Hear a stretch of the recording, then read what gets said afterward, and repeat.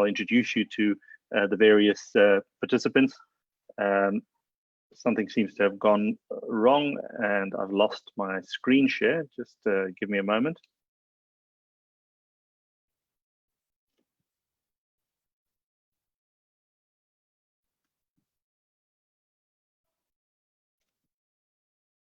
If you'll just excuse me for a second. Something that somebody has just done, one of our staff have somehow disabled my ability to control Zoom.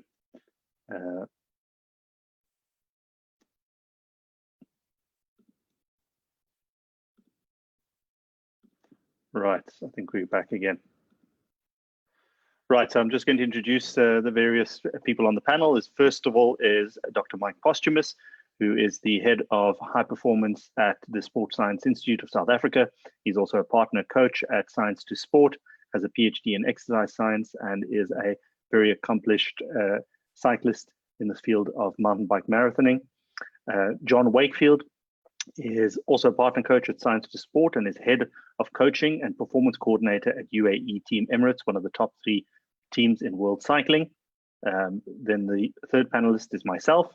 I'm the medical director at UAE Team Emirates, but also a long-standing coach, Olympic coach for 2012, and also sports physician and exercise scientist at UCT and the Sports Science Institute in Newlands.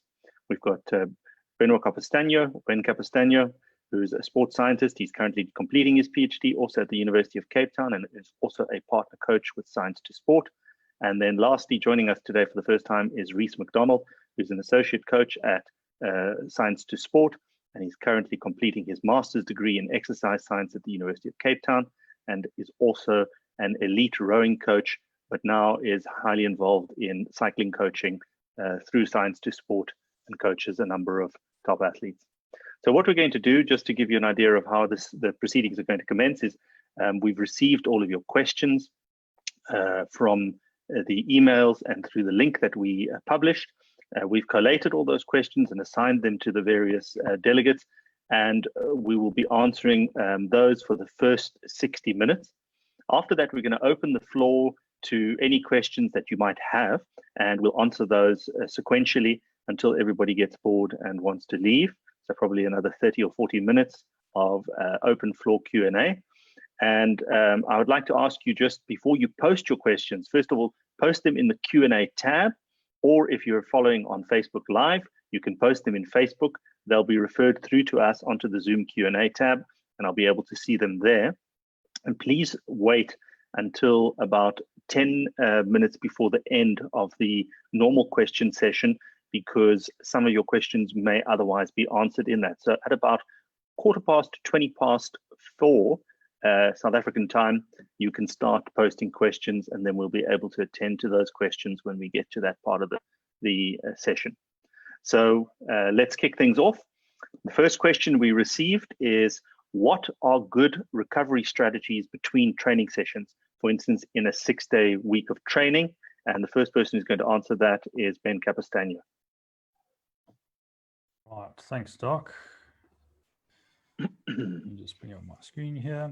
Okay, so the question is, what are good recovery strategies between training sessions for someone training 6 days a week? So in other words, someone who's training quite regularly, how do they basically maximize their recovery to make sure that they don't get fatigued as they progress through their training block, as it were? Now, recovery is obviously an incredibly important part of training, basically, no matter what sport it is. And really the purpose of recovery is to get us back to an ability where we can go again, essentially. So we want to make sure that between key or our really hard sessions, that we've recovered sufficiently so that we're going to be able to deliver on those sessions and hit our target intensities. Now, recovery is obviously, from a sports science point of view and a sporting industry point of view, is big business. There's lots of companies that promote different recovery strategies. Some of the more common ones in the modern era are recovery boots. Well, they call them boots. They're more like pants, really, that fill up with air and provide graduated compression. There's compression garments. They even now sort of handheld devices that you can use to sort of self-massage your legs and the rest of your body as well. in order to promote recovery. But like with anything related to cycling training or training in general and performance, really, if you're not doing the basics right, you can forget about those other ones. So what are the basics? We're going to focus on 2 of them now. And the first one is sleep. Really, I think if you ask any sort of high-level athlete, what is the best sort of method or their best strategy for improving recovery, sleep is probably at the top of that list. So sleep is really a critical aspect of recovery. It allows us to make sure that our body has time to recover and adapt to the training stress that we've sort of imposed on it, and also provides us with not only a physical recovery, but also a mental recovery. If our sleep isn't good, then we generally feel quite run down. Often we're more prone to infections because of our immune systems have been compromised. So sleep is really something that is very, very important. And of course, our need for sleep increases with increases in training load. So the more training we do, the more the greater our need for good quality sleep becomes apparent. So how can we improve our sleep, or what strategies can we employ to improve our sleep? Avoid or reduce our alcohol intake. I'm going to be the last person to tell you not to have a beer or a glass of wine with dinner if you want one, but try not to have alcohol too close to basically your bedtime. Be cautious with caffeine. The reason I say be cautious is because there's large individual variability in terms of how people respond to caffeine. So if you're someone who typically trains later in the afternoon or early evening, and you've got a particularly hard session, maybe you pop a gel during the session and the gel has some caffeine in, or you're using caffeine pills to help you with the session, just be careful on the timing of that if you're particularly sensitive to caffeine, because it could delay your sleep onset later in the evening. Other people are, like myself, are not really sensitive to caffeine at all, which is like a bit of a disappointment more than anything. So we can't, we could have a double espresso and go to bed. It doesn't matter. So if you are particularly sensitive to caffeine, then try and limit your intake close to bedtime. Then hydration. This is also a key one. Obviously, you want to hydrate appropriately after exercise, particularly nowadays if you've been doing a lot of your sessions indoors. You tend to lose a lot of fluid, so you want to try and replace that fluid as part of your recovery strategy. But you don't want to be getting up, a couple of times in the night to go to the bathroom because you've hydrated a little bit too much. So just keep an eye on that.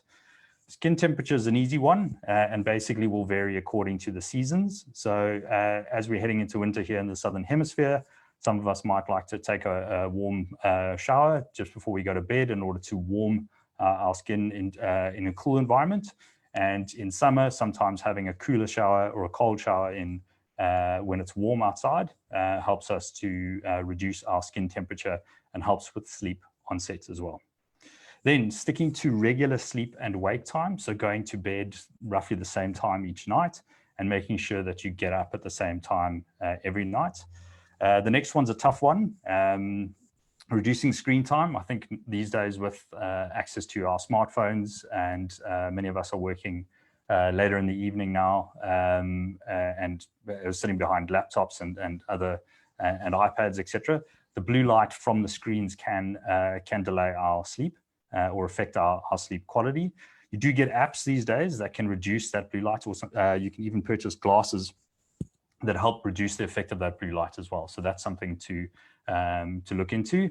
And make sure your room is dark as possible and quiet. And then another one that I'm not very good at, but just avoid using the snooze button in the morning. When your alarm goes off, try and get up immediately. Having that extra 5 minutes or 10 minutes lie-in does not improve your quality or quantity of your sleep, unfortunately. So that's sleep.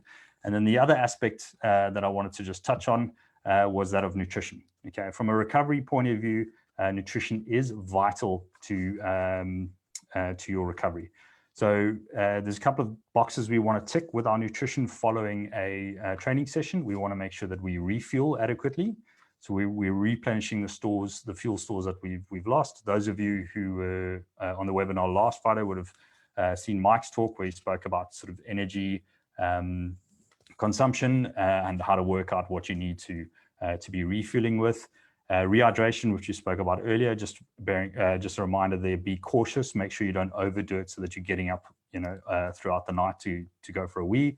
And then obviously nutrition should promote adaptation. We've just applied this stress or dose of exercise to the body, make sure that we have the sufficient nutrients and building blocks to allow the body to recover from that stress. And then immune support as well. Jeroen answered a question last week regarding fasted sessions and whether or not they affect our immune system. So they can. So make sure that you don't have a negative energy balance too often following your training, just to make sure that your immune system is not compromised. And then as soon as possible, after a hard session or race, preferably within that first hour, try and get in a recovery meal or drink of some sort. And the reason for that is in that first hour, your body is a little bit more receptive to those nutrients. So it can take them up a little bit better and replenish your glycogen stores. And then obviously the protein can be used as well. So what should you aim for from a nutrition point of view following a particularly hard session? Obviously, we want a mix of carbohydrate and protein, good qualities of each, obviously. The carbohydrate is there to restore your glycogen stores, to make sure that your fuel tank's basically ready for the next session. And the protein is there for protein synthesis to help us rebuild our muscle if we've had a particularly damaging session, or to prevent a catabolic state where we're going to break down soft tissue in our bodies. So from a carbohydrate point of view, approximately 1 gram per kilogram of body mass of carbohydrate, and then protein about 0.3 grams of body mass, per kilogram of body mass of protein. And again, a good source of protein would be a whey isolate, for example, or as a protein hydrolysate. So those are really the two aspects that I would encourage people to focus on from a recovery strategy for someone who is training fairly regularly. Thank you. Thanks, Ben. We'll just wait for you to unshare your screen for us. Sorry. Correct.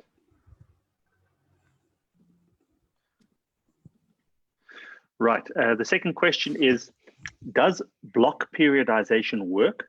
Is it good to do blocks, for example, of 3 weeks on and 1 off for recovery in the 4th week, or do 4 to 5 weeks and then recover?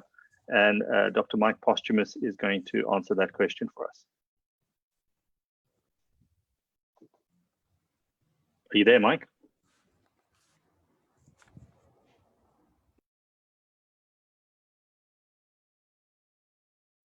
Mike, I think your mic is muted. If you can unmute yourself, then we can hear you. Apologies for that. Sorry, I must just get control here.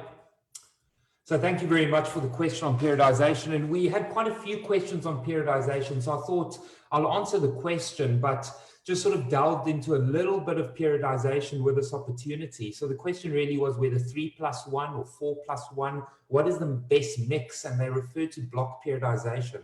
So I thought I'll provide a little bit of clarity. What is periodization? So periodization is the systematic planning of a short-term and long-term training program through the implementation of variations in intensity, volume, and frequency. Now, there are several ways in which you can do that. And here is an example of a classical sort of periodization structure that we use with cyclists that works extremely well. And you can see this example uses in this first phase. We would emphasize a general preparation. Last week, we talked a lot about talk intervals. I like doing, and we like doing them really early on. And here, for example, we did 3+1. Then we did 4 weeks of aerobic emphasis and a rest. Then stepping up the intensity, you can see the intensity in the red here as we start decreasing the volume in these next 2 blocks. And this the final phase is the real high intensity work where we are further decreasing the volume as we approach our key event. Now, this is following all the sort of key periodization principles. When we talk block periodization, the term is used widely. When we talk about block periodization, we sort of talk about organizing our key workouts into these blocks or mesocycles, as you see here. And each mesocycle can be between 2 and 4 weeks. And they are traditionally, we use specific targeted workouts within each of these blocks. So in this first block, we will emphasize torque work, etc., as we move along. Now, periodization has been challenged. And more recently, this article that I'll show you has challenged the concept. Now, it's important to recognize what has been challenged. So what has been challenged is the fact that there isn't a one-size-fits-all approach. It's important to remember that we all individuals, when given the same training session, we are all going to respond differently, and that it's very important to consider individual responses in a training program. So yes, the one-size-fits-all approach of periodization, that is debunked. But when we use periodization, and this example of an athlete, and Jeroen might talk later on the performance management chart, this is a very nice example where we can see our different training blocks. So here we used 4 weeks and 1 week rest, 4 weeks and 1 week rest. We used all this data with chatting to the athlete, with recording their wellness data, to ensure that there is progression over this period. So it is important to consider the athlete and not just apply a formula approach when prescribing training. So a key element here when you look at this performance management chart is to ensure that they become fresh. And you can see they become fresh here with this little spike in their training stress balance, which I'm sure we'll cover a little bit later. So just thought, as we are talking periodization, just 2 slides on a really great study that was published recently. And this was a study that showed which is the best sort of, how do you best structure a periodized approach? So what we do is we generally go from a low intensity to a high intensity. So what this study did was, yes, they did that from a really low intensity to a high intensity. That is the increasing intensity group. They did it opposite way around, a decrease intensity group. And then they did 16 weeks of just mixed training where they mixed all the different sessions up, and they try to see which is the best way, how best, which of these periodized models works the best. So basically, and people also use this, and this is why I wanted to mention the study, because people use this as a proof that periodization does not work, because all 3 models improved. If you look at the variables, the change in 40-kilometer time trial, the change in PPO and change in VO2 max, everybody increased. But this graph I showed here is a key takeout for me from this study. So if you look at the percentage in white here of people that did not respond to the training, which model would you rather do? Which would you rather use on your athletes? And if you're an athlete, which would you rather perform? I myself, I would like to reduce the chance of not responding. So if you look at 15% versus sort of 38 and 44, I would back my chances and go for the increase intensity group. So this is my takeout from this. You can see when you look at the magnitude of changes, you can see that you're probably far better off looking to increase your intensity as we do, and as I showed in that first slide I shared. So basically, it's a long answer to, which could have been a very short question. We like doing 4+1, but there is no right and wrong when it comes to periodization. Thanks, Mike. So the next question is directed to me, and that is the performance management chart on Training Peaks, which Mike just showed you a few seconds ago. Can you please explain how best to use those measurements to get your top fitness? For example, what should the weekly TSS score be? What is a good CTL to have? And what is the best TSB to have on race day? So I'll just give you a little bit of background to that. The PMC actually comes out of the work by Thomas Calvert and Eric Bannister in the early 80s, where they decided to mathematically model fitness and fatigue. And they, for some reason which hasn't been made apparent, decided that they would use a period of about 42 days for fitness as sort of a moving average, and fatigue 7 days. And they then compared the relationship between training load in those 2 different durations to performance in swimmers and later in runners, and showed that there was a beneficial effect of having the optimal balance between the two. What do we mean by that? If you look at the PMC, it takes into account various different variables such as power, heart rate, running speed, or otherwise, or RPE even, to generate a training stress score. And the training stress score is an arbitrary unit. And basically, the way it works is that 100 training stress score units are equivalent to doing 60 minutes of exercise at your functional threshold power. And this is just the original one, but now they've incorporated many other variables as well. Your CTL is your chronic training load, and the chronic training load is the 42-day moving average of your weighted score based on power. So above your FTP, you score more TSS units incrementally, so it's exponentially weighted, and below less, so it's an exponential scoring. And if you want to know where that scoring came from, it's a modification of Carl Foster's heart rate TRIMPS scores, which he originally developed for heart rate to weight those. And then, as I said, your CTL is a 42-day moving average of your average daily TSS scores, and the acute training load, which is your ATL, is a 7-day moving average. You can actually change these values in the software, whether you're using Golden Cheetah, which has a version of the PMC, or Training Peaks or WKO. You can change that according to experience that you've had with an individual athlete. Some athletes recover faster, some lose fitness slower, some gain fitness faster, and so forth. And training stress balance is simply the difference between the two. So CTL minus ATL. So your PMC typically looks like this. This is the blue line, that's your chronic training load, your CTL.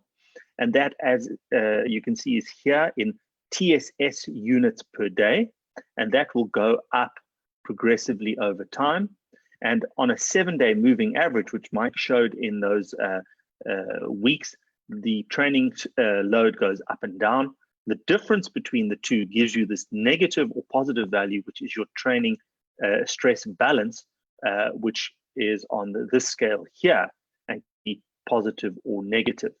So that's your TSB. What should you aim for?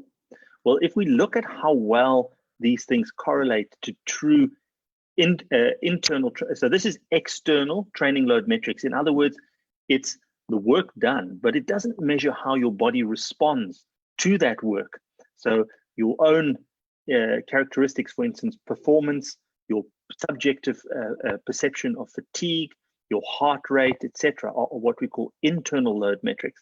And we have to look at them and see whether they compare to the external load metrics, the PMC. So this is data from UAE Team Emirates. And if we look here, the change in CTL from pre-season to in-season correlates quite highly with an average change in mean maximal power for durations from 1 minute up to 60 minutes in duration.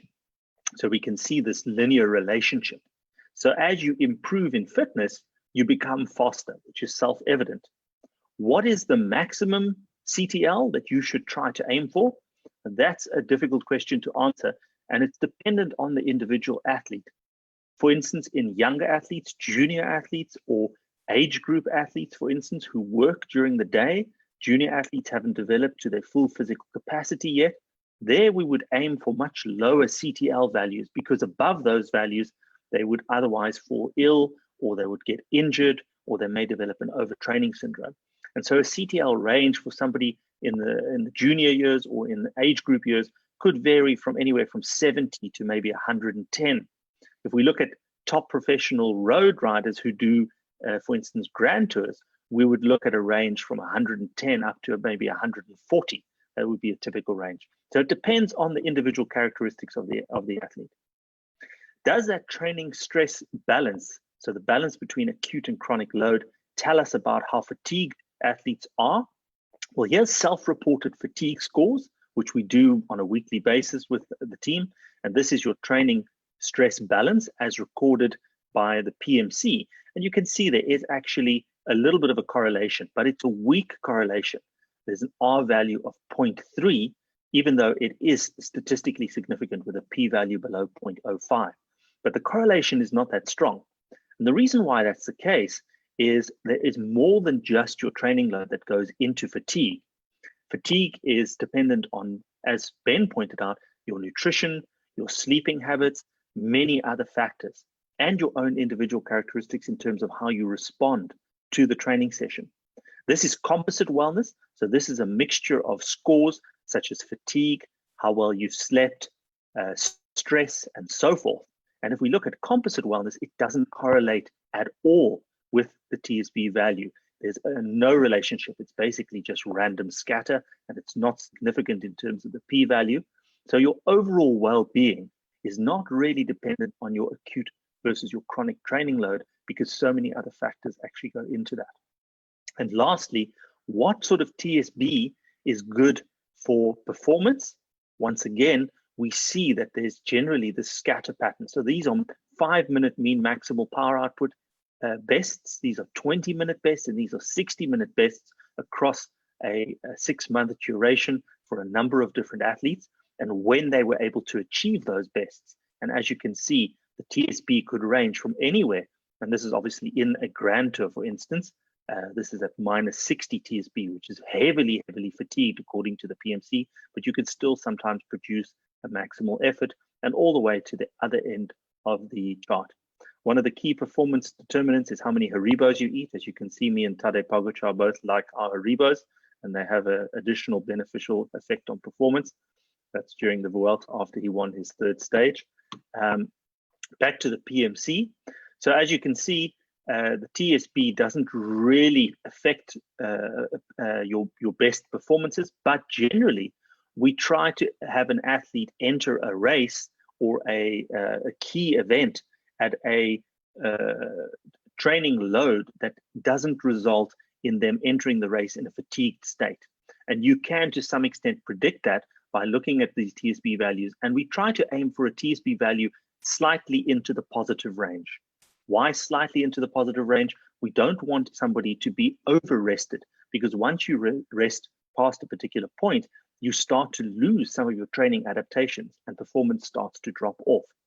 So this particular PMC has also an additional value here, which is your ramp rate.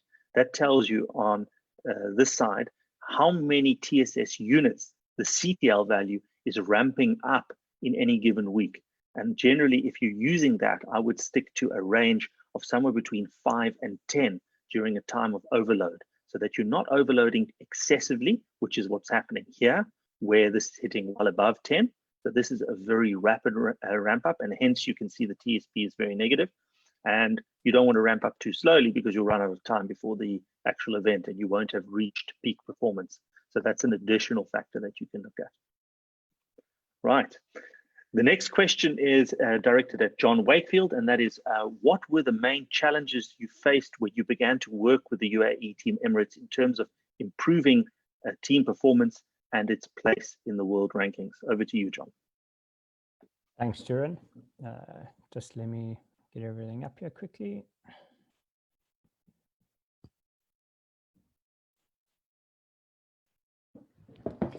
Welcome back, everyone. And yeah, as Duran had said, what were our main challenges that were faced when we began working with UAE, and what we sort of had implemented to improve their performance. When we joined the team, they had finished the previous year in 15th place on world rankings, which is pretty close to relegation, down to Pro Conti.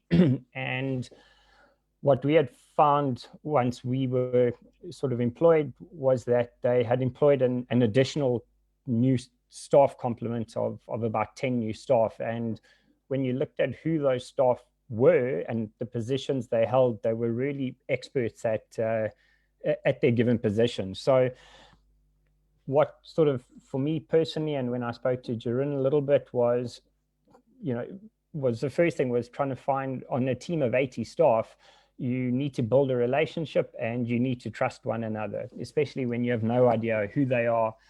The language barrier was quite strong, with it being predominantly an Italian team and a really strong Italian culture. So that alone really posed some interesting scenarios at the best of times.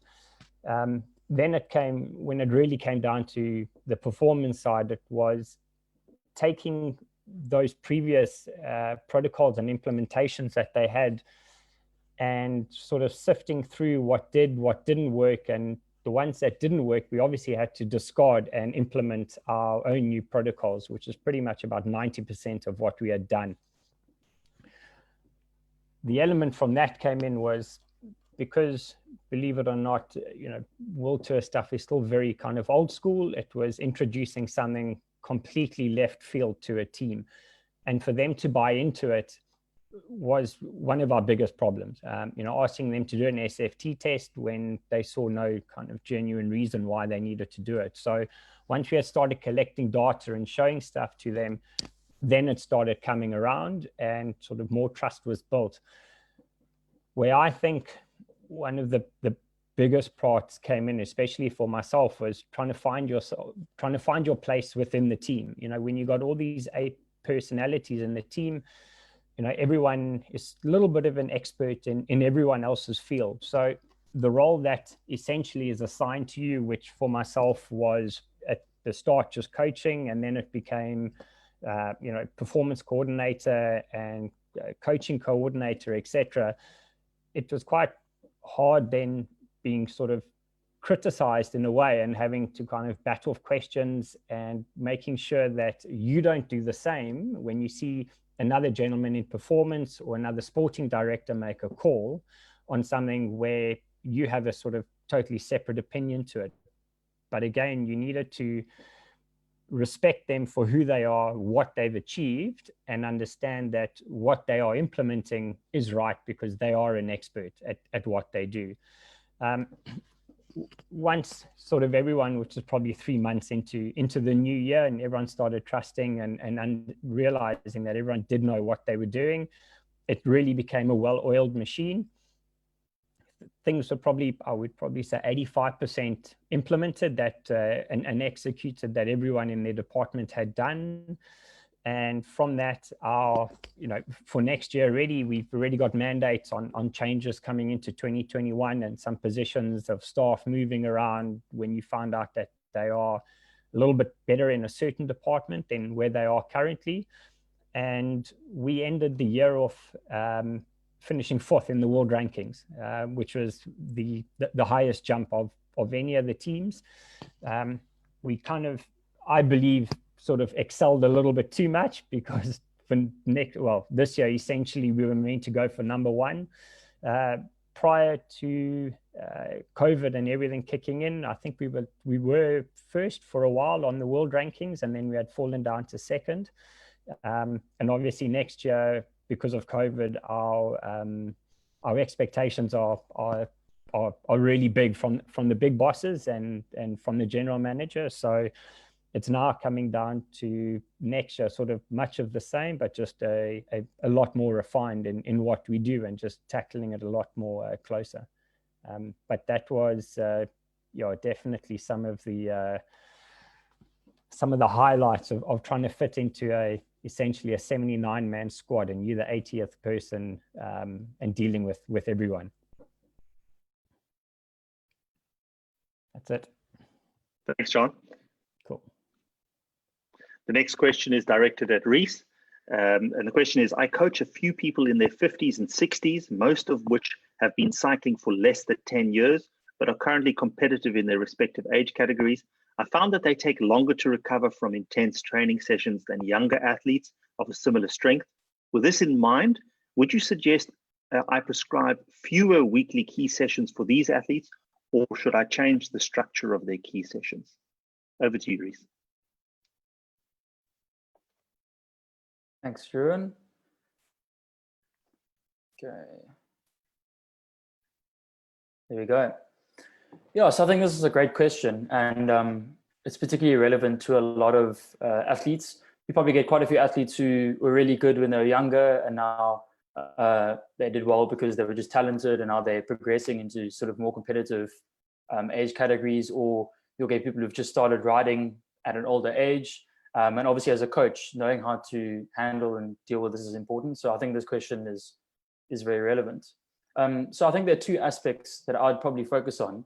The first especially if you're following a sort of well-structured program already, is looking at optimizing your their adaptation and recovery. And there are three sort of aspects to this. And what's nice is that Ben's already touched on some of this and the more specific details. But firstly, it's fueling. Obviously, pre-session, you need to make sure that your athletes are fueled, especially if they're doing interval sessions. Starting a session on not eating for 4 or 5 hours isn't really going to produce the type of quality you want in 10, 30-second intervals. So having adequate pre-session glycogen stores is very important. And then obviously during the session, ensuring that the athletes are fueling correctly. So ideally using a 60 to 90 grams of carbohydrate drink during the session, just so they can maintain their fueling stores throughout the session and complete the session correctly without dropping quality. And then obviously post, so immediately after the session or within that first 30 minutes to an hour, ensuring that there's a 1-to-4 ratio of protein to carbohydrates. Then in addition to that, recovery strategies. So one of those strategies is foam rolling and stretching.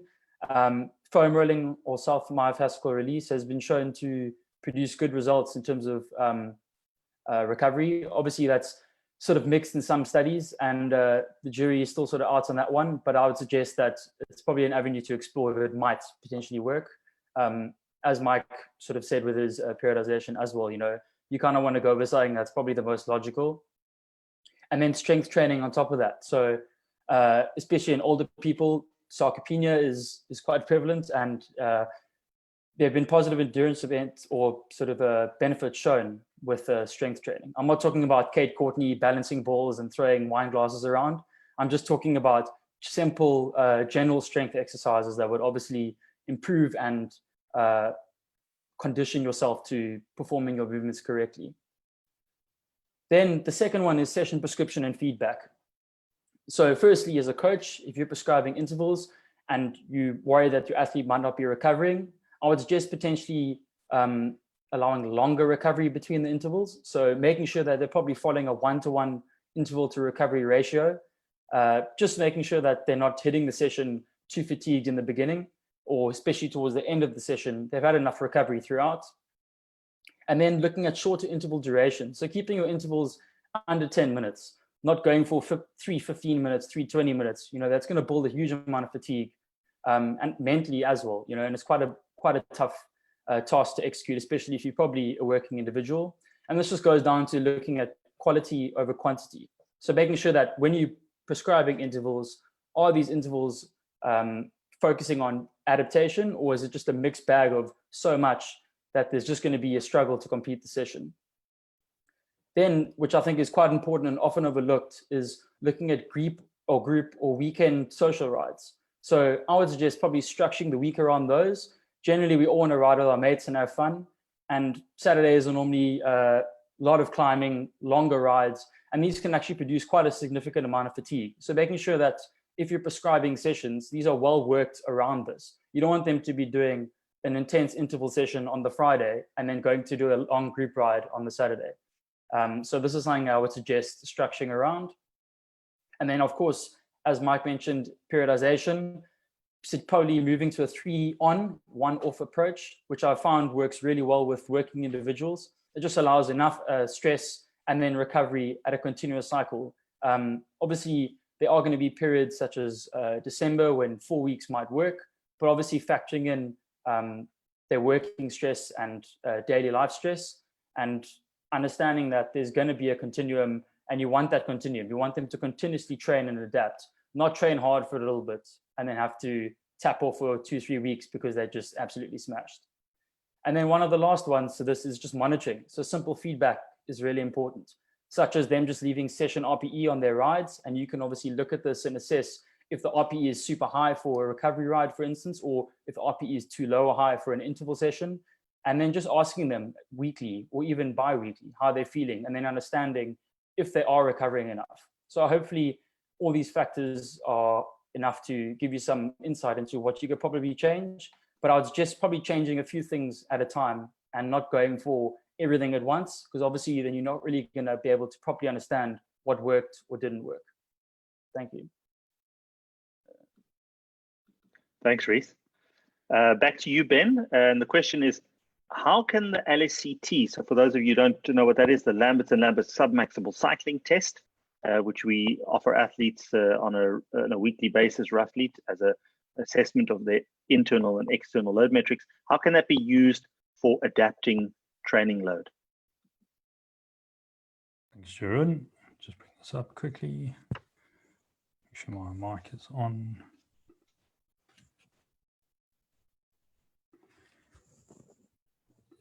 I think I'll need my laser pointer for this one. Okay, so thanks, Doc. So how can the LSCT be used for adapting training load? It's pretty clear from even from just today's presentations that cycling scientists generally love an acronym. You've probably just got your head around your PMC, looking at your TSB, and now we throw in an LSCT. So let's just look at what that is first. So what is the LSCT? Well, the acronym stands for the Lamberts and Lamberts Submaximal Cycle Test. And this was a submaximal protocol that was designed to serve as a warm-up to be done fairly regularly in a cyclist's training program in order to monitor their training adaptation and fatigue levels. And if you missed the previous seminars 2 weeks ago, you wouldn't have seen this. So this is just basically a graphical breakdown of what the LSCT looks like. So what it consists of is 3 stages at set submaximal heart rates. The first stage is 6 minutes at 60% of maximal heart rate. And at the end of, or the last 30 seconds of the stage, we take a rating of perceived exertion, or RPE. We essentially ask the cyclist, how hard does it feel to ride at this specific heart rate intensity? And all the while we are measuring submaximal power output here as well. We then go to stage 2, which is 6 minutes at 80% of our maximal heart rate. Again, at the end of the stage, just recording an RPE. And the third stage is 3 minutes at 90% of maximal heart rate. Again, we're taking an RPE. After that third stage, we ask the cyclist to sit upright, relax, and recover for a period of about 90 seconds. And that allows us to record a 60-minute heart rate recovery, which is essentially the number of beats in the heart rate decreases in that 60-minute period from 60 seconds, period following that third stage. So that is the LSCT. So really what it is it's a test or a submaximal protocol that allows us to monitor the interplay between heart rate, power output, and perception of effort, a subjective rating of intensity. How hard does this feel? Okay, so how can we use it to adapt training load? Well, the very first study that we got published from my PhD looked at this exact question, is can we use the LSCT to adapt high intensity training prescription in order to improve performance or ensure a better adaptation? So what we did is we took 2 groups of cyclists. We had a structured group that came in and they underwent the training protocol as it was planned without any consideration for their fatigue. So it was 4 high intensity sessions over a 2-week period, so not a particularly long or strenuous block of training, but the sessions were definitely tough. And before each session, they performed an LSCT, and we were going to use that to see if we could predict their changes in performance. So that was a structured group. They came in, and if by the time they were there for their 3rd session, they were like, gee, I'm really quite tired. We were like, well, that's too bad. Anyway, enjoy the ride. And then we had a second group, a flexible group. And the flexible group, what we did is we adjusted the timing of their high intensity sessions based on the data from the submaximal test. So effectively, if we saw something that indicated maybe fatigue, we gave them an extra rest day, and then they would come back a couple of days later and we would see if they were ready for the session. So some people in the flexible group, they underwent basically a protocol that looked something like this. They were able to handle the training load, and they did not need to be adjusted in terms of having a session postponed. And then others came in, and let's say, like for example, on this one here, they were supposed to come in for a high intensity session, but the LSCT data showed that they were maybe a bit too fatigued.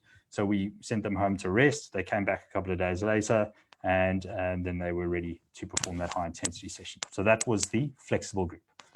The three criteria that we used in this particular study to look at whether or not we wanted to adjust training were an increase in RPE on stage 2. So basically riding at 80% of their maximal heart rate felt harder than it usually does. Okay, so even if it was just one score higher on the RPE chart, we still basically counted that as one criteria. If they failed to reach the stage 3 heart rate, so during periods of acute fatigue and even sort of chronic fatigue, or sort of overreaching, functional overreaching, it can be quite difficult to reach 90% of your maximal heart rate. So if they were unable to reach that stage in the first minute, we counted that as another criteria. And if we saw a change in their heart rate recovery of more than 2 beats, either up or down, and direction didn't matter if it was an increase or a decrease, any change greater than 2 beats in their heart rate recovery was another criteria. If they were positive for any 2 of those 3 criteria, they missed the session for that day, and it was basically postponed to 2 days later. Okay, and then they would come in and basically repeat the process. Did it work? Well, it wasn't. Unfortunately, it wasn't a home run, but we did show that the structured group improved their 40-kilometer time trial, which is a really good test for endurance performance, by more than the structured group. So the flexible group are these guys in the white columns, and the structured group are these guys here in the filled columns, or the black columns. And we can see that basically we had greater improvements in our flexible group compared to the structured group. But unfortunately, we had 2 riders in our flexible group who didn't show an improved performance. So anything, this gray bar represents the normal day-to-day variation of 40-kilometer time trial time. So any performance that's within this gray bar is basically counted as the same as it was previously. So these guys actually, they didn't improve or get worse. So they sort of didn't really respond to the high intensity training.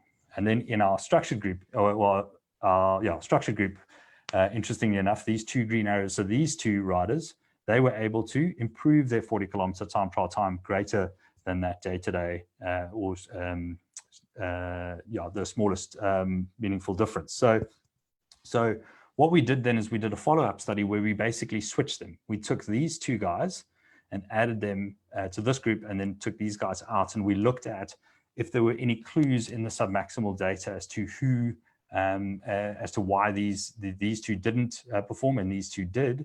And the one variable apart from heart rate recovery, which we already knew was a very good predictor of an improved training status that tended to show a positive correlation, was stage 2 power. So there might be a clue in that one, and that's something we are basically further investigating at the moment. But we always go back to this sort of matrix, as it were, in terms of helping us guide how to handle training load, or adapting training load based on the relationship between heart rate, power, and perception of effort. And it doesn't have to be in the LSTT per se. Doc and John have already mentioned our SFT that we use, which is a similar concept, except we fix power output rather than heart rate. And essentially, if your heart rate feels pretty normal and responsive, like as you're changing the gears, as you're getting up to your target intensities, it tends to respond quite quickly, and you're able to reach your target intensities fairly quickly without much problem. No changes really in the power output at that heart rate, and the perception of effort doesn't change either. It feels pretty much the same it does. If our heart rate is normal and responsive, but maybe we're producing a little bit more power output at the same heart rate, but it doesn't feel any harder to ride at that intensity, that's probably a positive sign of adaptation. However, then we start to get into the bottom 2, where things start to go a little bit wonky, where our heart rate maybe is a bit more sluggish. So it's not really responding at the same rate it usually does. It takes a little bit more time for it to increase, despite us pushing out a little bit more power. We typically see a spike in the power output as we're trying to reach this target heart rate. It becomes a little bit harder. It's not really responding the way it usually does. And our perception of effort's up. It feels harder to ride at that heart rate compared to previously. This might just indicate acute fatigue, and maybe a day or 2 of rest, and they'll be good to go. And then the red one is really when basically the heart rate is not sluggish at all. We need way more power output to reach our target heart rate. Maybe we can't even reach the target heart rate in stage 3. And as a result, the perception of effort feels much harder. So I would say if you're anywhere in these two bottom lines over here, either a day or 2 of rest is probably a good idea, just to try and let the body recover. And again, that might be related to external stresses or a particularly high training load, and they're just struggling to get on top of that. So just a day or 2, maybe redo the test or a similar test that you're using, and then reevaluate from there. Thanks. Thanks, Ben. Before we continue to the next question, those of you who are participating, please, you can start to post your questions in either the Facebook pages or on the Q&A page of the Zoom session. And we'll move on to the next question, which is directed at Mike Posthumus. What gains do you make from doing more work on hills versus on the flats? And would you want to vary this in training for different phases?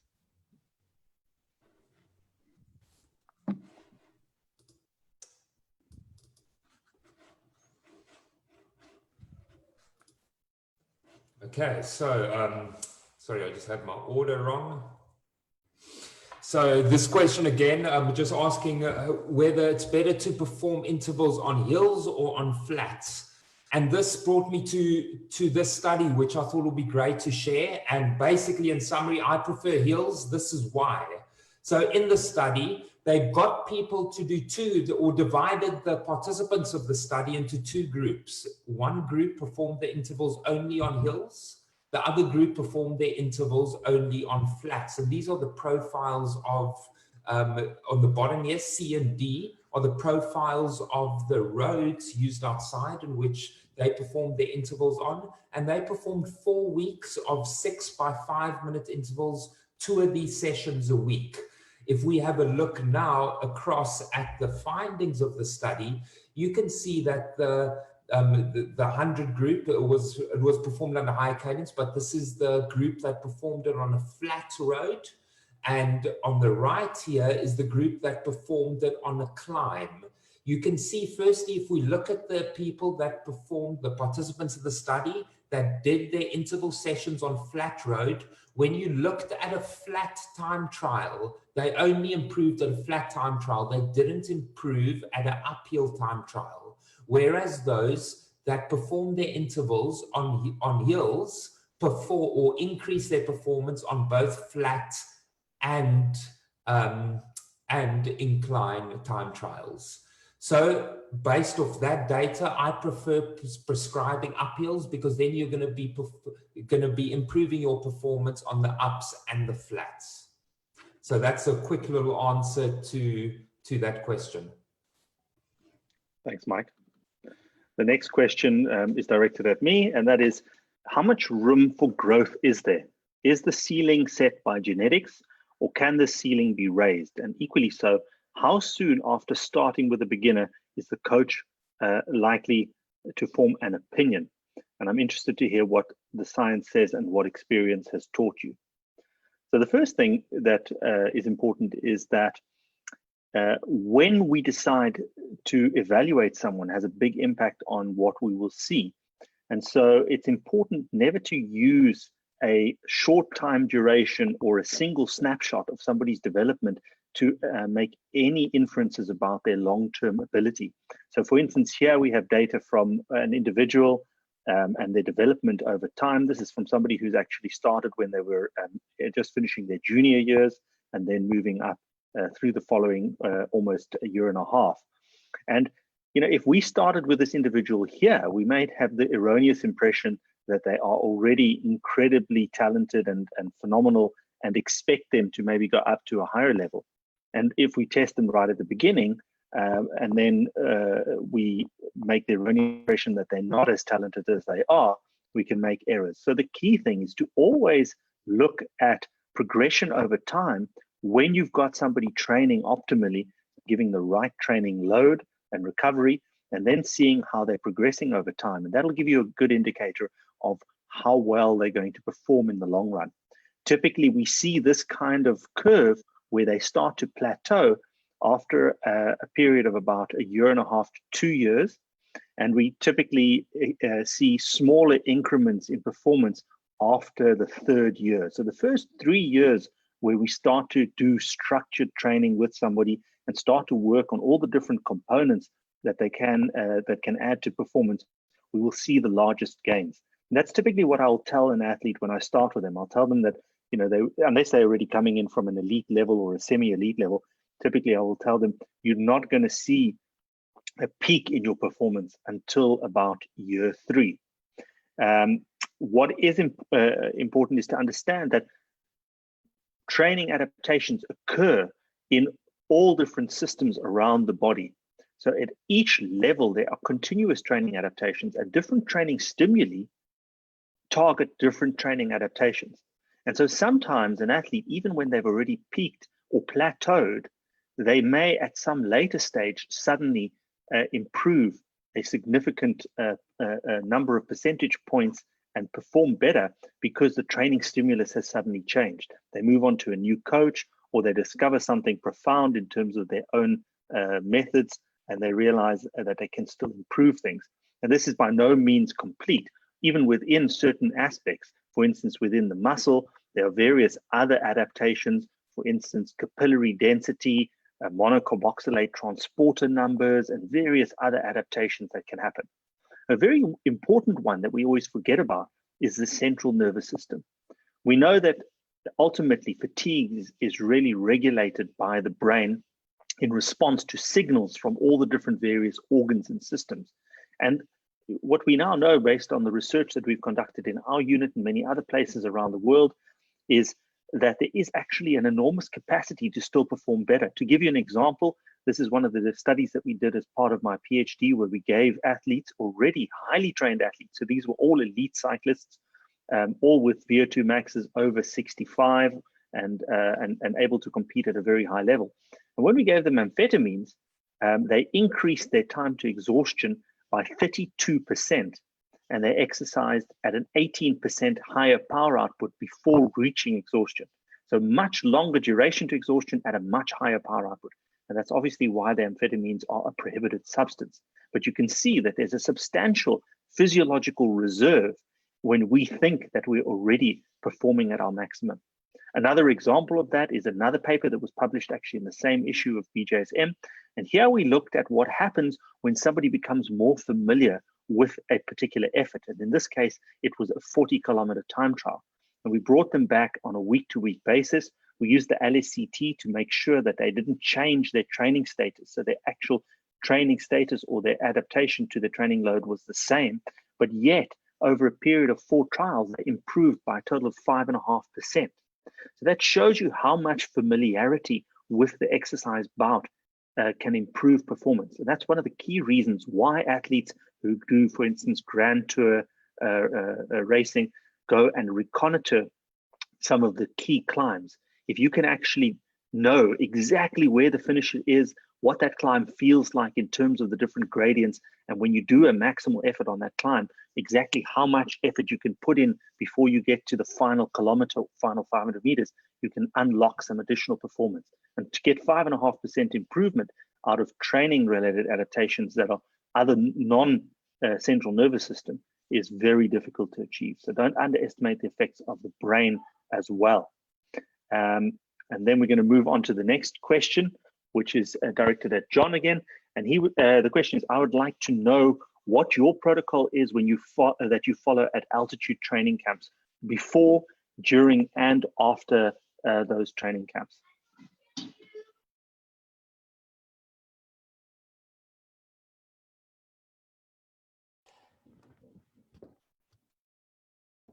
Thanks, Turan. Yeah, as you said, what protocols do we follow? It's quite an extensive answer this, so trying to cut it down as sort of short and as simple as possible is, prior to training camps, we obviously, from a training load on the athletes, they have a very easy load due to the fact, obviously, going to a camp, you going there to train. So when we start planning a camp is purely what is the objective of the camp, where the location of the camp is going to be. We'll look at weather, we'll look at obviously altitude. Typically, we want to be it from sleep at typically over 2,000 meters. If we can train lower during days is fine, but essentially we want to be sleeping at 2,000, 2,100 meters. The highest we'd want to sleep at is typically around 2.6, although we don't try stay there much unless it's really dependent on weather. And the duration of our camps, again, is based around what the objective is, being 10 or 21 days. Our training blocks that we do, or that I typically prescribe when we're there, are either 3 days on, 1 recovery, then the next block is 4 days on, 1 day off, and then we go 3 days on again and 1 day off, and we just keep on repeating that based on how everyone is adapting. In terms of training itself, the first 3 days is really easy, sort of 3.5 hours a day, and just really easy riding. The 4th day will typically go a bit longer, and the 5th day is when we'll typically do a key session, whether that's a low cadence neuromuscular, or what I like to prescribe specifically is a 4x15 minute effort during a ride, and the recovery between that is typically about 15 minutes each, 20 minutes, and your power output is anything between 90 to 100% of threshold.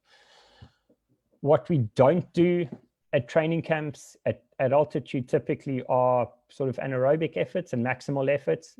The only way we would prescribe that is towards the end of the camp, and if we can go below 1,000 meters. If we can do that, we'll prescribe those, but it'll also be very, very limited. Another thing that we take into account really importantly is obviously power values, which will differ differently compared from sea level to wherever you are at altitude. We also use these when we go into races at certain times. Our colleague here, Reese, helped me with this document the one day when I was actually in Sierra Nevada. And typically with us being at the elevation meters here, we are always typically from, as I said, about 2,000, 2,200 meters.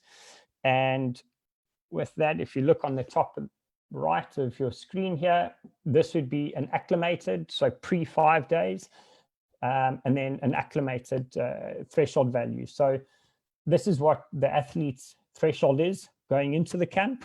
And if we look at where he is, or during the camp, pre-acclimated, we would work off a value of anything from 320 to 325. And then once acclimated after 5 days, we'd look at anything from about 335 to 345. Going forward, our numbers will be prescribed off that. If they are slightly out, we'll adjust as the athlete gives us feedback. How do we monitor athletes at altitude? There's a number of ways that we do it. The one that we use, or two variables that we use a lot, is the pulse oximetry meter. It's a really simple, non-invasive way of testing.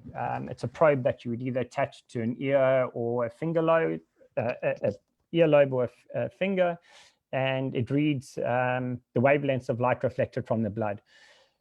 You can see on this picture the athlete isn't really acclimated yet, and we look at between 96 and 100% as the athlete being acclimated and ready to go. Additionally, from that, the doctor that'll be with us at the camp, for argument's sake, if it's Jeroen, will, upon arrival or on the next day, if we get there late at night, will take a blood sample. And from that, it'll be taken every 7 days at the end of every week. And then additionally, at the end of the camp.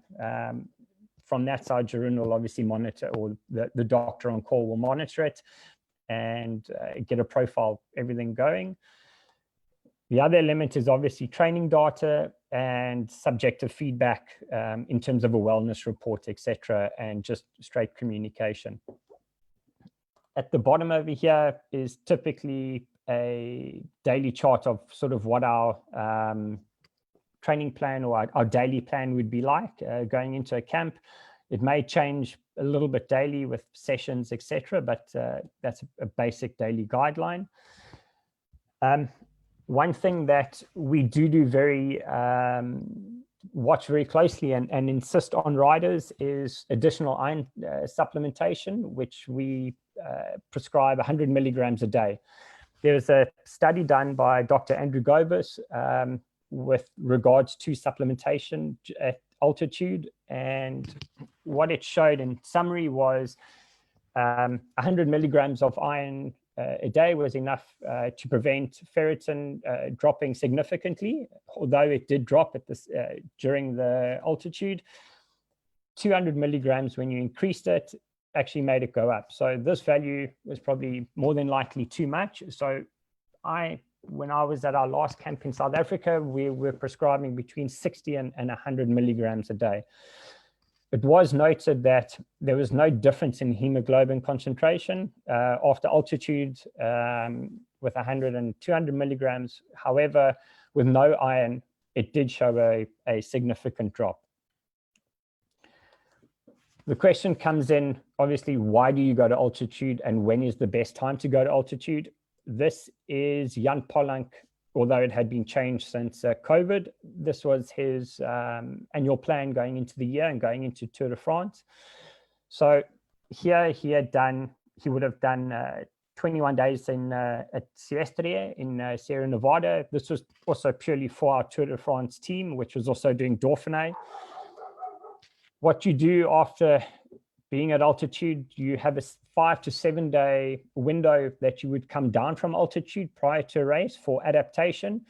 You typically don't feel the best after being at altitude for that long. You would recover. Here he was going to Dauphiné to race. Then he was going back to Montgenèvre. Here they were actually doing a recon on some of the Tour de France stages, but it was a top up essentially of going back to altitude. And then he was coming down again a week before and going straight to the Tour de France. What needs to be noted here is after the race at Dauphiné, which would have been a big load, the goal was essentially to win with Tadej Pogačar here. He would have been a bit smashed. So he would have recovered a week at home, and then, which is at sea level, and then gone to altitude. He wouldn't have gone from Dauphiné to altitude. His recovery there would have been significantly affected. So with that, he would have done 5 to 7 days at home, really light riding, and then gone back to altitude, done a route recon, got a top up of altitude, come back home, packed his clothes, kissed his girlfriend goodbye, and then gone off to the Tour de France for 25 days. And that is essentially the pattern that we follow and the monitoring systems that we follow for our altitude camps. Thanks, John. We're going to have one last question from Reese, and then we're going to go to the floor and take your questions and answer them directly. And that question is, in periodized training, when they talk about an easy day, how easy is easy, Reese? Thanks, Jeroen. Okay, so I know Mike has touched on periodization already. I'm just going to give a very quick intro before I delve into the exact question. So, of course, we've been given a description of what periodization is, and essentially it's breaking your annual training plan up into specific blocks, of which you can obviously control volume and intensity and also frequency. So just to go into these quickly, I'm just going to bring my laser pointer up here. We generally start out with, or use 5 blocks. You have your strength block, base, transition, peak, and taper. And then, of course, at the end of the day, you want to race. During these phases, there's, of course, a difference in volume and intensity. And these phases are separated by recovery weeks. So within each block, there's, of course, easy or recovery days. And then between each block, there are recovery days. So I'm of a firm believer that, of course, what you want from your easy day is going to differ here compared to here. So essentially what we obviously experience is an increase in volume during our base, which is why this block's bigger, and then a decrease in volume gradually to the event. Of course, a lot more is happening here than just a simple flat block, but our intensity would increase throughout. As Mike said, increasing intensity is probably the way you want to go. And then going into exactly how easy is easy, generally, you probably want to be fully recovered within 48 to 72 hours after a demanding session.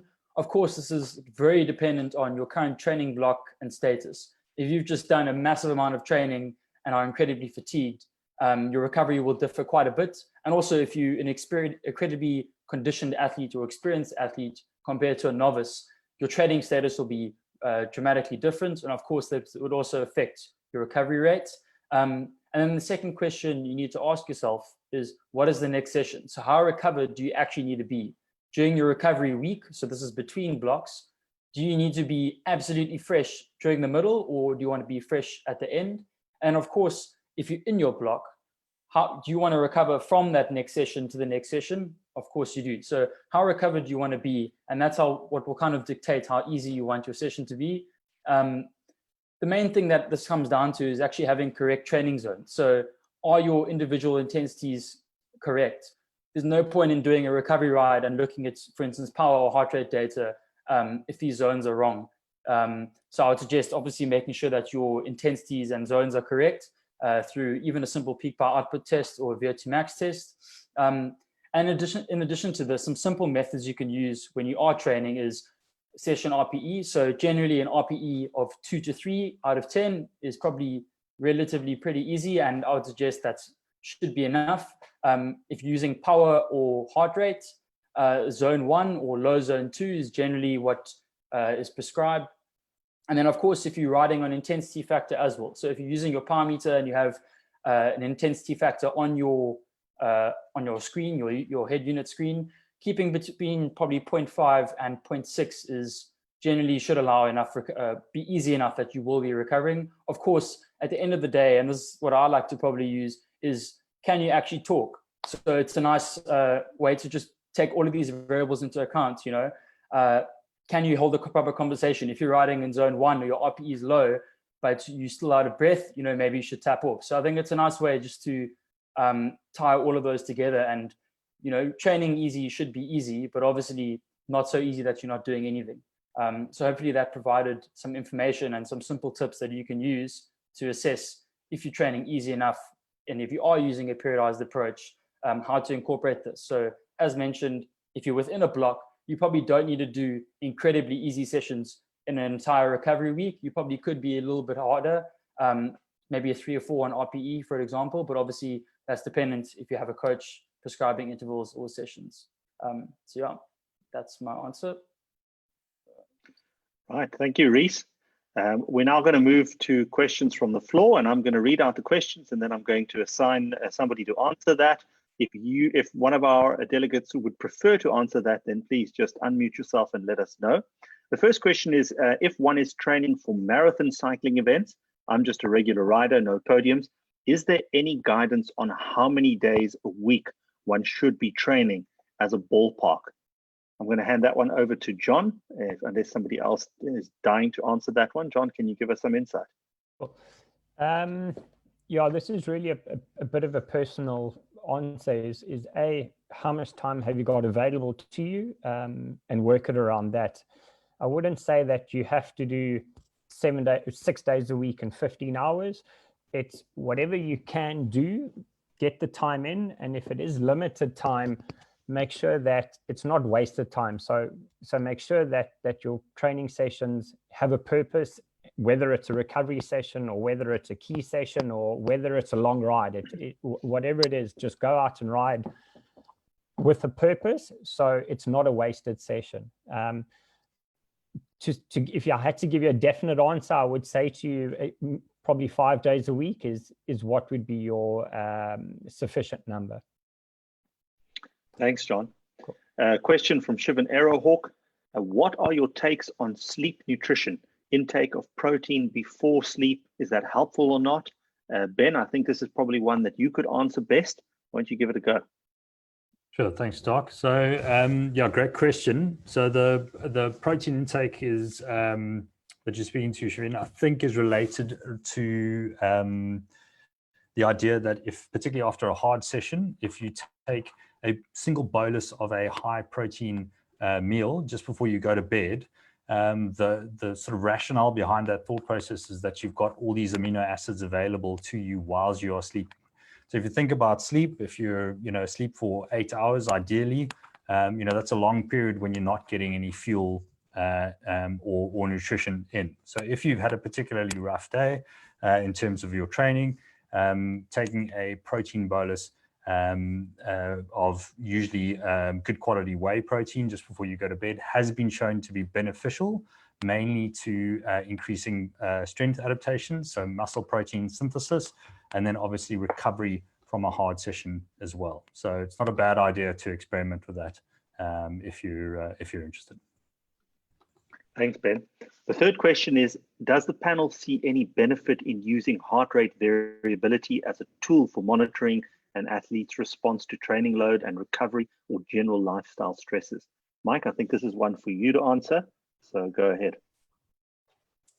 Thanks for the question. So do I find value in using it as a tool? So the key there is tool. Yes, it is a tool. It's never going to be a definitive yes or no. And I think quite often this is the mistake athletes make. So if it's interpreted by a coach that knows what he's looking at, I believe there can be value added to it. And it is a tool that the coach can use to evaluate training load, as is wellness factors and several of these other factors. So yes, when the coach is able to evaluate that data, it can be very informative. There are ever dangers, and I've found with several athletes, they're currently wearing this device and the device is flashing red and it puts them off and affects their psychological state. So just a warning to you, if you are using these devices, to remember that it is a valuable tool. It isn't a yes or no, and quite often it can be wrong as well. I've been wearing a certain device for the past 5 months, and I've found several days where it might show red and I'm feeling absolutely fantastic, and sometimes completely opposite way around. But interpreted as one of the possible tools we can use. Yes, there could potentially be benefit, but be careful to not overinterpret it. Thanks, Mike. Devin asked, hi guys, if a 16-week plan, 4 mesocycles, 3 weeks on, 1 week off, is geared towards improving an athlete's PPO, how would the key sessions in the first 2 phases, general prep and base, differ from training towards a goal of increased neuromuscular power or increased threshold, for instance? Are the sessions done in those initial phases very generic, or can they be more specifically tailored as foundational sessions to the more specialized intervals to come later in the macro cycle?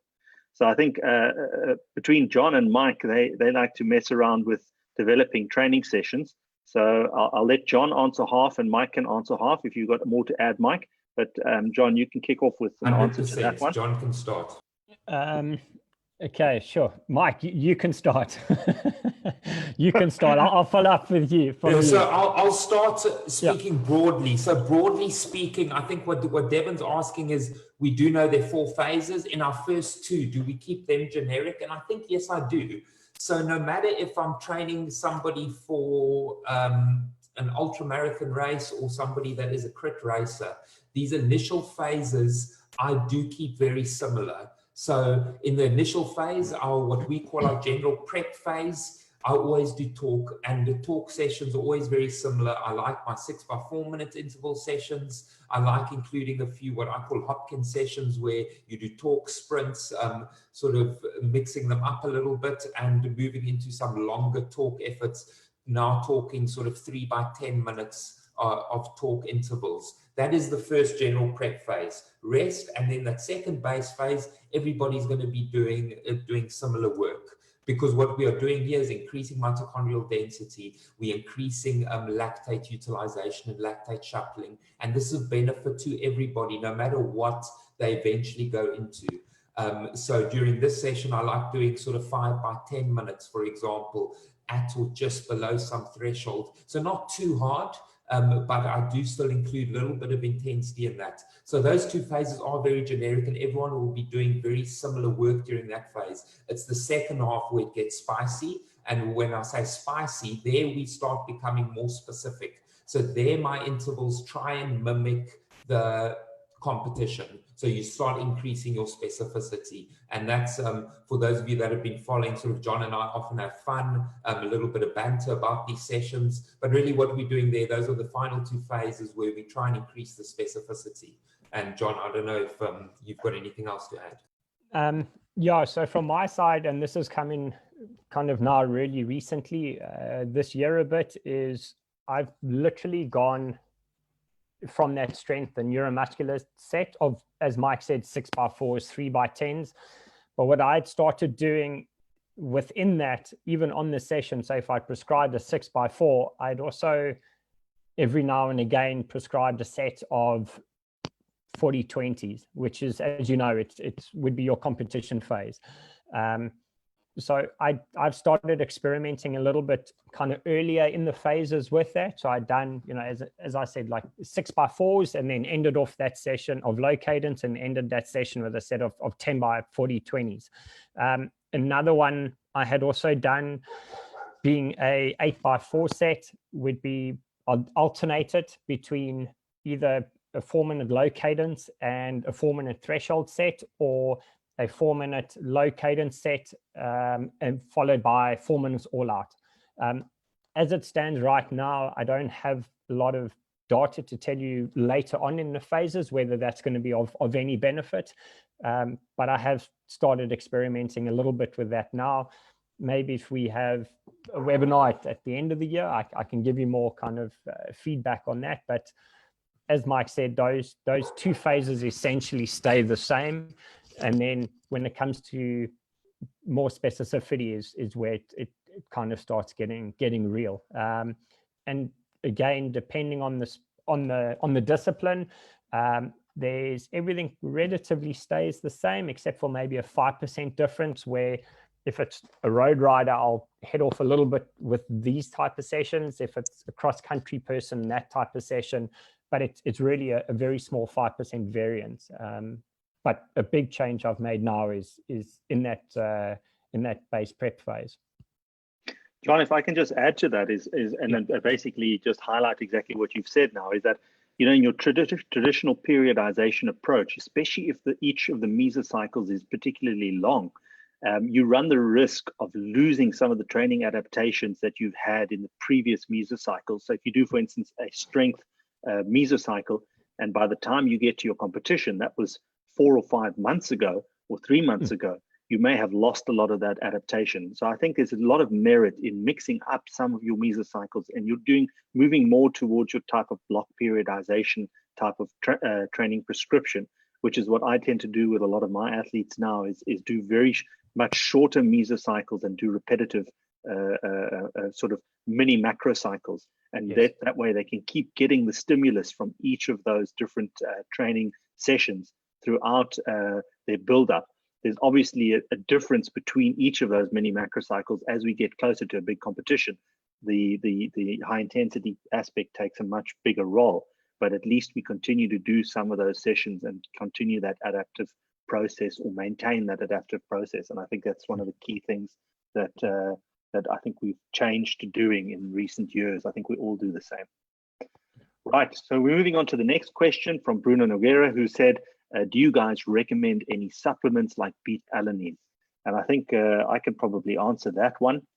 Well, if we look at supplementation in sport in general, and we look at the research behind various different macro and micronutrients, what we actually find is that there are actually a very short list of substances which are ergogenic, or have been definitively shown by independent peer-reviewed research to be ergogenic and to improve performance. And if I go down the list in terms of the ones that are most ergogenic to least ergogenic, we can start with carbohydrate. The single most important supplement that you can take for exercise performance is carbohydrate. Moving on from carbohydrate, the next one that everybody uses, or nearly everybody uses, is caffeine. Caffeine is incredibly ergogenic when used in the right concentrations. And so caffeine is widely used and has been supported by an absolute plethora of literature. Moving on from there, we move on to protein.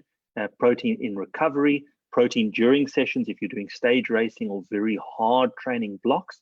And there's a lot of good evidence to show that protein enhances performance in subsequent exercise bouts. So in other words, it improves your recovery and your adaptation to training. And then we move on to micronutrients. And there the list gets very short and the evidence starts to become less clear. And one of those is beta-alanine. And beta-alanine is probably the one micronutrient that has the most evidence behind it in terms of its ergogenic capacity. It was all the rage about 5 to 10 years ago, and pretty much every athlete was taking beta-alanine. For some reason, just in terms of my own subjective perception, I'm not seeing that many athletes asking questions about beta-alanine or necessarily telling me that they're taking beta-alanine. But in terms of the science, about 2/3 of all studies show that beta-alanine is ergogenic.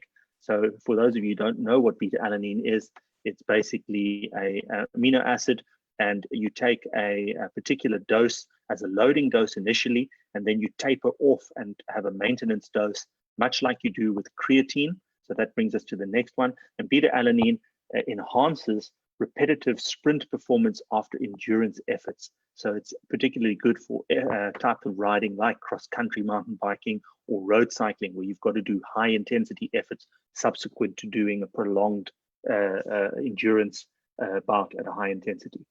The one that I mentioned there was creatine. Creatine is also very ergogenic, but it's limited. It works very well for events that are very short, high intensity events, obviously because creatine phosphate is the energy supply molecule in very short, high intensity efforts, like a 10-second or 20-second sprint. The problem with creatine is sometimes it results in weight gain. So in weight-bearing sport or sports where power to weight is very important, like cycling and running, for instance, creatine can have a sort of a balanced effect where the benefit is offset by the increased mass. And so it's not widely used in endurance sports, but it's definitely used in track cycling and swimming and other things like track and field in the sprint events. And that pretty much is the list. Phosphates are in a number of studies shown to be beneficial in improving peak power output, but the evidence there starts to get a bit sketchy. And after that, it disappears. So that's pretty much the comprehensive list of substances that can enhance performance and have been shown relatively definitively by science to do that. Anybody else want to add anything on nutrition? Doc, can I just add something to that? Just in terms of, it's obviously a very general message, but just in terms of supplementation, even if it's something as sort of innocent as caffeine, if you getting out there and sourcing it, just make sure that it comes from a reputable source or something where it's the chance of contamination and you may be getting a little bit more than just caffeine in there. So just be careful when you are purchasing supplements like that, especially things like caffeine, beta-alanine, etc. Absolutely. Yep. Risk of contamination or mislabeling in the process can result in a adverse analytical finding in a doping control. So be careful what you use and stick to reputable sources. Kevin van Hovels asked, what is the advice for training during these long periods without any competition? Do we focus on base training, or are we also focusing on intensity? And so, Reese, I'm going to hand that one to you to answer. And if anybody else wants to add anything to after Reese, they're welcome to. Go ahead. Cool. Thanks, Jeroen. Yeah, so I think there are a number of factors to consider here. Firstly, it depends where you currently were in your training phase. What I would suggest is probably sort of starting not from scratch, but building up through the correct phases, as racing might be quite a while away. So strength work is obviously very important, torque, neuromuscular work. I don't think that base means that there's no intensity. So understand that you can still be doing intensity. It doesn't have to be obviously max. You can still be doing intensity while you're building up your volume. But some suggestions I'd probably give you to keep yourself competitive during this period is to maybe set yourself some goals. So testing, for instance, a peak power output test, set 1-2 months away, go through some training phases, and then hit that test out and see how that goes. And also working on weaknesses. So if there's a particular area where you normally struggle in racing, use this time now to sort of build that up and try and improve that area. And then also scouting or looking at races that you probably will be doing, seeing which efforts are required, and then thinking, okay, if there's a lot of short, hard climbs, maybe those are the type of efforts I should be building up towards, and just making sure that you're building your capacity in that regard. So I think that's kind of, in a nutshell, what I would suggest. Thanks, Reece. Has anybody got anything that they want to add to that?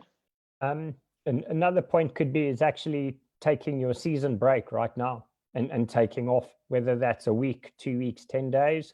You know, if you look at where the calendar is, whether it's road or mountain bike, you're only looking at stuff maybe in end of September, October, possibly, is where I personally think. So when that does happen, are you going to be racing essentially to December and then start again in January, or do you finish in November and start again prepping for the new season in December?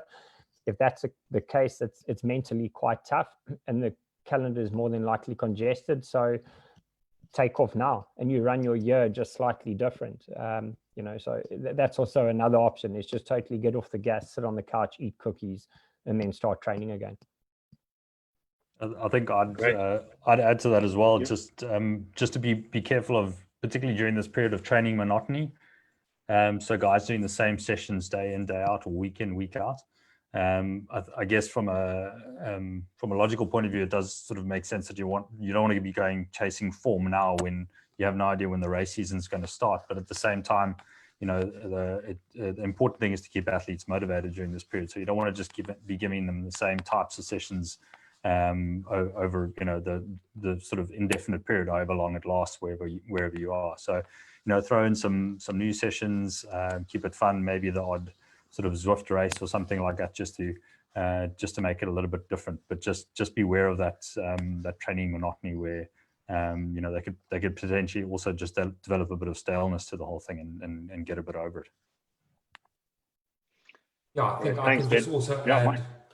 Yeah, I can just also add sort of what my approach has been. I think everybody can realize that there isn't really a right or wrong at this stage. But myself, I've been sort of including a lot of strength work, as everybody have, on bike and off bike. So important off bike. This is an important stage now where you can really emphasize some strength work. So get in the gym, get strong. It certainly will help you later in the season. Been obviously doing a lot of talk intervals. And then you mentioned base. I've also been sort of trying to get athletes to do some longer hours during this phase, because again, I don't see much point in really pushing intensity right now. So just trying to build those foundations through trying to get longer hours, especially because majority of these hours are in the indoor trainer. There's going to be a lot of benefit gained from just setting those longer hours on the indoor trainer. And I've already seen, I've got athletes that have been doing longer weeks, up to 20 weeks, just sitting on the indoor trainer, and they're absolutely blown away that a lot of them are hitting PBs when they do go and race. And that's the third component, have fun. So I've been encouraging athletes just to go have fun, race if they want to race. If they want to do something stupid, I've had a few athletes wanting to do an Everesting, go for it. There's nothing holding you back. Anything to keep them motivated at this stage. Thanks, Mike. I'm not going to add anything to that, because I've got nothing further to contribute to that discussion. But we're already 5 minutes over our allotted time and counting, and I think we've run out of questions. So I think that's probably the cue to end this next webinar. And I want to thank everybody who's attended for coming and listening to us. I want to thank our delegates for their contribution. Thank you, guys, for making yourselves available to give all this info over to the various delegates who attended. So I think the webinars have been a great success, and you can look to us continuing them, maybe next week, maybe in a little while. We'll have to confirm. But thank you, everybody, for coming to this one, and we look forward to seeing you in future. Goodbye, everybody.